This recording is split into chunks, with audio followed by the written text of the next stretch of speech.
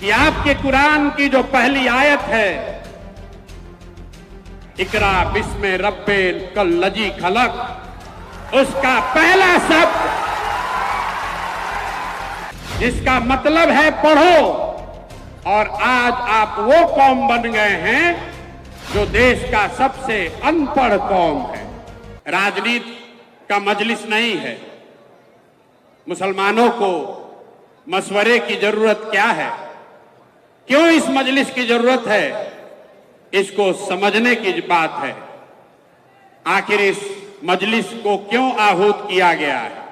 हम तो गांव-गांव जाकर आपसे मिल ही रहे हैं, फिर आपको इतना कष्ट देकर आपके गांव से, आपके शहर से वापस यहां क्यों बुलाया गया है। ये इसलिए कि आज अगर किसी कौम को सबसे ज्यादा मशवरे की जरूरत है तो वो देश का, बिहार का मुसलमान है। ये बात हम खुद से नहीं कह रहे,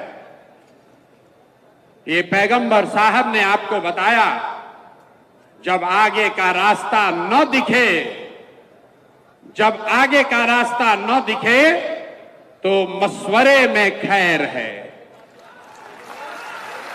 मशवरे में खैर है। इसलिए आज आपको ये तकलीफ दी है, आपको यहां पर दावत दिया है, आपको बुलाया है। मुसलमानों को मशवरा इसलिए करना है कि आपके हदीस में जो बात आपको बताई गई, पैगंबर साहब के हवाले से जो बात बताई गई कि मुसलमानों की ये जिम्मेवारी है, सही मुस्लिम, सही बुखारी में ये आपकी जिम्मेवारी बताई गई, अपने बच्चों के साथ इंसाफ करने की। और आज आपको मशवरे की जरूरत इसलिए है कि देश में आधे से ज्यादा मुसलमान चाहकर भी अपने बच्चों के साथ इंसाफ नहीं कर पा रहे हैं।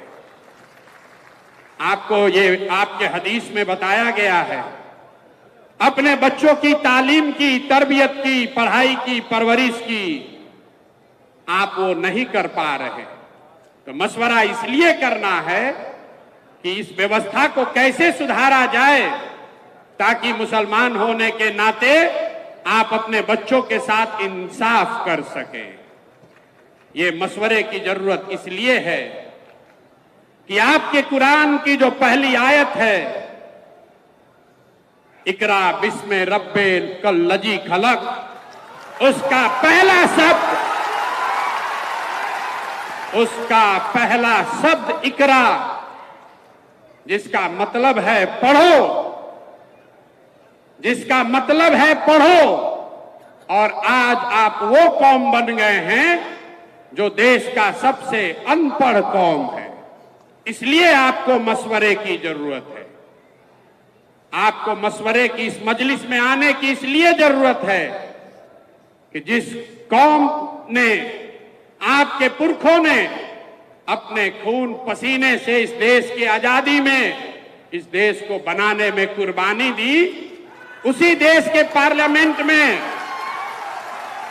उसी देश के पार्लियामेंट से ऐसे कानून बनाए जा रहे हैं जिससे मुसलमानों का एक बड़ा वर्ग अपने आप को असहज महसूस कर रहा है। उसी पार्लियामेंट से सीए एनआरसी का कानून बन गया, उसी पार्लियामेंट से वक्फ बोर्ड की नई कहानी लिखने की कोशिश की जा रही है। इसलिए यह मशवरे का वक्त है। मशवरे का कि इस मजलिस की जरूरत इसलिए है कि 20 करोड़ मुसलमान जिनको आप वोट नहीं देते हैं उसकी बात छोड़िए, कम से कम 10 करोड़ वोट जिसको आपने दिया है, जब कोई गरीब, लाचार, असहाय मुसलमान रोड पर भीड़ के द्वारा मार दिया जाता है तो आपका 10 करोड़ वोट पाने वाले लोग, उसमें से 10 आदमी भी आपके साथ खड़ा नहीं होता है। इसलिए मशवरे की जरूरत है। इसलिए ये आज मजलिस बुलाई गई है। इसलिए ये मजलिस बुलाई गई है कि मिलकर मशवरा करके कोई ऐसा रास्ता निकालें कि इन बातों पर अमल किया जा सके। मैं प्रशांत किशोर आपका नेता नहीं हूं, मैं आपका रहनुमा न हूं, न होने का दावा करता हूं। जन सुराज कोई दल नहीं है, जन सुराज दल नहीं है, जन सुराज वो व्यवस्था है, वो सोच है कि इन सारे मशवरे के बाद जो चीज तय की जाए उसको ईमानदारी से जमीन पर अमल किया जा सके। इसलिए आज आपको बुलाया है। मैं वही प्रशांत किशोर हूं जिसने नरेंद्र मोदी को 2014 में चुनाव जीतने में मदद किया था। उस नजरिए से यहां बैठे हुए बहुत सारे मुसलमान भाई ये कह सकते हैं कि जिस लड़के ने, जिस शख्स ने नरेंद्र मोदी की मदद की है उसके साथ उसको अपना साथी बनाकर कैसे चले। बात तो ठीक है, मोदी को हमने बनाया नहीं है, लेकिन वहां पहुंचने में अपना कंधा जरूर लगाया है।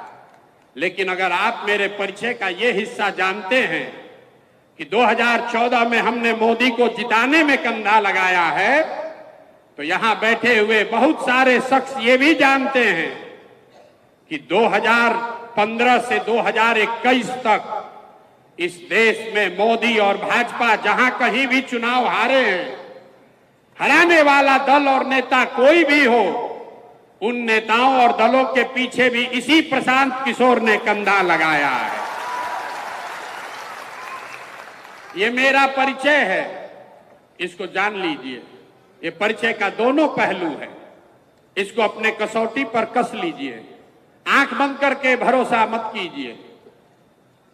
मैं यहां आया हूं इस मजलिस में आपको ये कहने कि जन सुराज क्या है, आपकी बदहाली की, फटहाली की चर्चा करने आया हूं। उसके कारण बताऊंगा, लेकिन उसके साथ साथ आपको उससे निकलने का रास्ता भी दिखाऊंगा। अगर आपको वो समझ में आए तो आप बिल्कुल इसको अपनाइए, न समझ में आए तो आपसे मेरा कोई शिकवा शिकायत नहीं है। ये वोट मांगने का अभियान नहीं है।